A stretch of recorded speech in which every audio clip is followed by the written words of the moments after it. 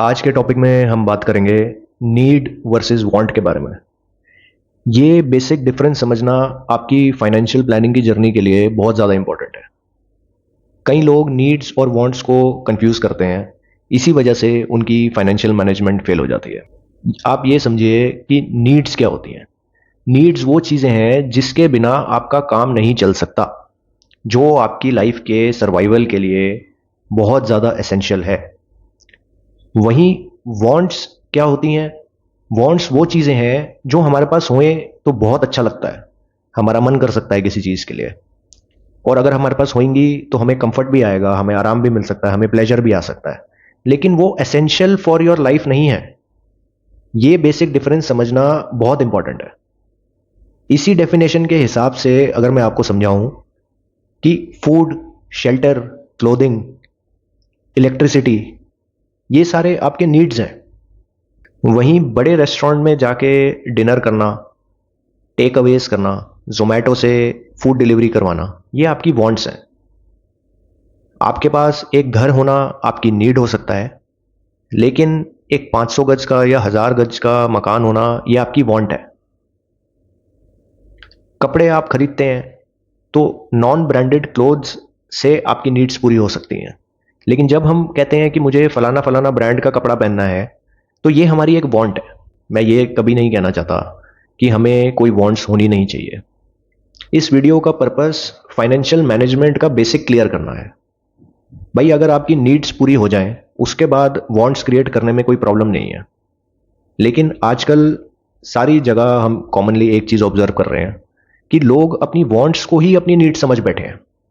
बहुत फ्रस्ट्रेट हो जाते हैं अगर लेटेस्ट आईफोन लॉन्च हुआ और अगर आप उसको परचेज नहीं कर पा रहे हैं, तो लोग सोचते हैं कि यार मैं तो बहुत गरीब हूं कि मैं आईफोन नहीं परचेज कर पा रहा। आपके पास 10, 15, 20, 30 हज़ार का फ़ोन हो सकता है, उससे आपका बढ़िया काम चल रहा है, लेकिन आप अपनी वांट को अपनी नीड में कंफ्यूज कर देंगे, तो यहां पे आप अपनी फाइनेंशियल मैनेजमेंट कभी नहीं कर पाएंगे। कपड़े खरीदने जाते हैं, यार कंपनीज ने तो हर दिन ही इतनी सेल्स लगाए जा रही हैं, हज़ारों ब्रांड्स ऑनलाइन शॉपिंग पोर्टल्स पे लिस्टेड हैं। कितनी ब्रांड्स के कपड़े ले लोगे आप? कितने लोगों से बेटर गारमेंट्स खरीद लोगे? कितने लोगों से आप कंपीट कर लोगे?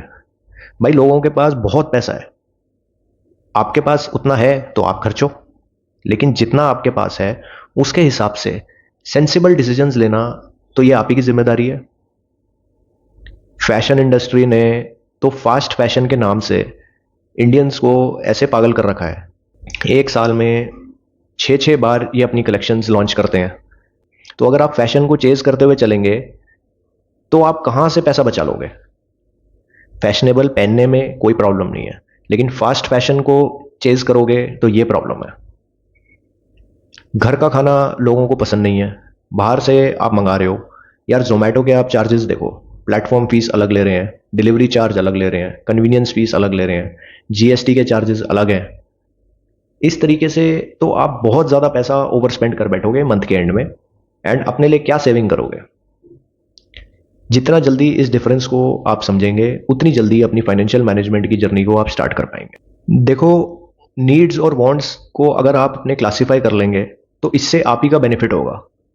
सबसे पहले तो आप कभी भी ओवर स्पेंडिंग नहीं करेंगे, आपका पैसा आप ही के पास बचेगा, उस पैसे का बेटर यूटिलाइजेशन आप कर पाएंगे, चाहे वो सेविंग्स के सेंस में हो या इन्वेस्टमेंट के सेंस में।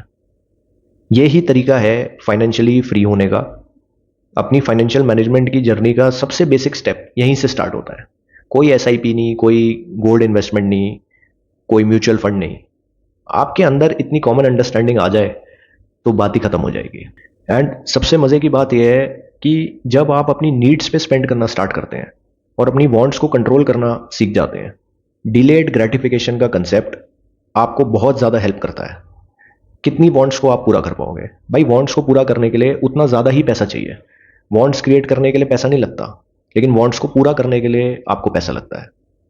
आपकी सैलरी 20, 25, 30 हज़ार, 50 हज़ार, 1 लाख हो सकती है। आप वांट्स तो 10 करोड़ रुपए की भी बना सकते हैं। उसका पैसा कहाँ से लाओगे? फिर आप लोन लेते हो, कंपनीज कंज्यूमर लोन लेके आ गई हैं, बाय नाउ पे लेटर का ऑप्शन आपको दे दिया है, क्रेडिट कार्ड्स आपकी पॉकेट में रहते हैं, किसी भी चीज़ की ईएमआई किसी भी तरीके से आप उसी टाइम बनवा सकते हो। डिस्काउंट्स के नाम पे आप पेमेंट करे जा रहे हो। इस तरीके से तो आप एक पेमेंट की साइकिल में ही फंस जाओगे। अपने पैसे को अपने ऊपर तरीके से स्पेंड करने की प्रैक्टिस करी जाती है। इस चीज़ को आपको कोई बाहर वाला आके नहीं सिखाएगा। कंपनीज की मार्केटिंग स्ट्रैटेजीज इतनी ज़्यादा स्ट्रांग है कि ये आपके माइंड में इंसेप्शन पे इंसेप्शन कर पाएंगी। ये आपके माइंड में इतना ज़्यादा इंसेप्शन कर देंगी, आपको ऐसा लगेगा कि आपको इस प्रोडक्ट की सही में नीड है। लेकिन आप एक बार सोच के देखना कि एडवर्टाइजमेंट देखने के बाद ही आपने डिसाइड करा होगा कि आपको उस प्रोडक्ट की नीड है। मीशो के प्रोडक्ट्स या अमेजोन में सेल में छोटे छोटे छोटे प्रोडक्ट्स, किचन को ऑर्गेनाइज करने के लिए प्रोडक्ट्स, होम ऑर्गेनाइजर्स, पता नहीं क्या फालतू की इतनी ज़्यादा चीज़ें आ चुकी है मार्केट में। भाई लोगों का पैसा इस तरीके से थोड़ा ना बचेगा। इसमें बेनिफिट सिर्फ मल्टीनेशनल कंपनीज कर रही हैं, ये सेलर्स कर रहे हैं। ये यूएस की कंपनी है, यूएस एक कैपिटलिज्म बेस्ड इकोनॉमी है। वही स्ट्रक्चर ये इंडिया में लेके आना चाहते हैं। और आप ये ज़रूर समझिए कि कैपिटलिज्म में सिर्फ कैपिटलिस्ट फायदे में रहते हैं। आप पैसा कमा रहे हैं सिर्फ इनकी जेबें भरने के लिए। ये सब बातों के बाद किस तरीके से आपको स्टार्ट करना है, इसको समझने के लिए सबसे पहले आप एक पेन और पेपर लेके अपनी 5 टॉप नीड्स को लिख लीजिए। बिल्कुल क्लियरली क्लासिफाई करिए, तो आपको पता चलेगा कि आपकी लाइफ को जीने के लिए आपको कौन सी एसेंशियल चीज़ें चाहिए। Food, shelter, clothing, wifi, internet, laptop, bike, car, ये सब हो सकता है। तो इसको क्लासिफाई करके अपने पैसे को बहुत सोच समझ के इन चीज़ों पे आप खर्चेंगे तो आपका पैसा बचेगा। जो आपका पैसा बचेगा ये 2 वे में आप यूज़ कर पाएंगे। आइदर आप इसको सेविंग या इन्वेस्टमेंट कर पाएंगे जो कि ग्रो करेगा और आप ही को बेनिफिट देगा। आने वाले वीडियोस में मैं इन्वेस्टमेंट के फ़ायदे ज़रूर बताऊंगा, किस तरीके से कंपाउंडिंग काम करती है और लॉन्ग टर्म में आप एक अच्छी वेल्थ क्रिएट कर लेते हैं। आप सोचेंगे भाई पैसा कमाने का फिर क्या फ़ायदा अगर मैं अपनी वांट्स को पूरा ना करूं। बिल्कुल ठीक बात है। तो ये किसने बोला है कि आप अपनी वांट्स पे अपना पैसा ना खर्चें? आपकी 1 लाख रुपए की सैलरी है, तो अगर आपने 10,000 रुपए अपनी वांट्स पे खर्च दिए तो इसमें कोई प्रॉब्लम थोड़े ना है। बिल्कुल करिए। लाइफ जीने के लिए आए हैं या पैसा बचाने के लिए ही आए हैं?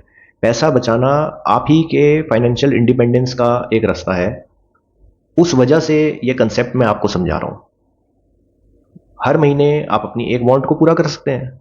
आपको महंगे कपड़ों का शौक है, आप ले लीजिए।